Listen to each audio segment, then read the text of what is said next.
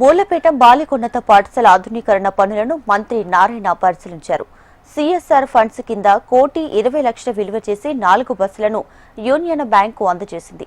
VRC స్ఫూర్తితో Mulapeta school ని DSR constructions అధినేత సుధాకర్ రెడ్డి దత్తత తీసుకున్నారు.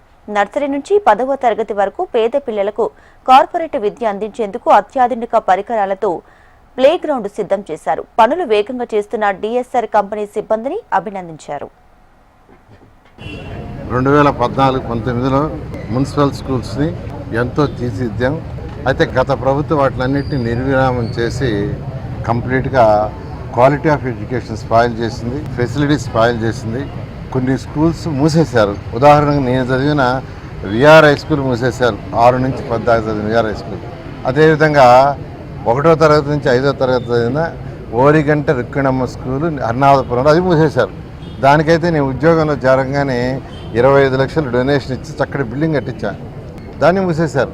అంటే వాళ్ళకి మూసేయటమే తెలుసు కానీ స్కూల్స్ పిల్లలు మంచి చదివిస్తామనే తెలియదు. అయితే ఈ ప్రభుత్వం రాగానే ఆ విఆర్ హై స్కూల్ ఓపెన్ చేస్తానని చెప్పాను. అన్న ప్రకారమే మాట ప్రకారం మా పిల్లలు తర్వాత ఎన్సీసీ వాడు కలిసి ఒక దాదాపు 15 కోట్ల రూపాయలు ఖర్చు పెట్టి దాన్ని నెంబర్ 1 ఇంటర్నేషనల్ స్కూల్లో తయారు చేశారు. అయితే అదేవిధంగా హై స్కూల్స్ ఏదైతే ఉన్నాయో అన్ని హై స్కూల్స్ని తీర్చిదిద్దానని మాట ఇచ్చి ఎలక్షన్ ముందు ఇచ్చిన మాట కాదు. విఆర్ హై స్కూల్ అయిన తర్వాత దానికి అనేక మంది దాతలు నేను రిక్వెస్ట్ చేశాను. డిఎస్ఆర్ సుధాకర్ రెడ్డి గారు ఒక స్కూల్ మూలాపేటలో తీసుకున్నారు. దాన్ని అయితే 2 ఫ్లోర్లు స్లాబ్ వేశారు. మొత్తం 4 ఫ్లోర్లు 1,500 మంది విద్యార్థులు చదువుకునేటట్టుగా, ఫ్యూచర్లో నర్సరీ నుంచి 12th దాకా ఉండేటట్టుగా ఒక ఉన్న బిల్డింగులు కాకుండా 40,000 చదరపు అడుగుల బిల్డింగులు కన్స్ట్రక్షన్లో 20,000 చేశారు.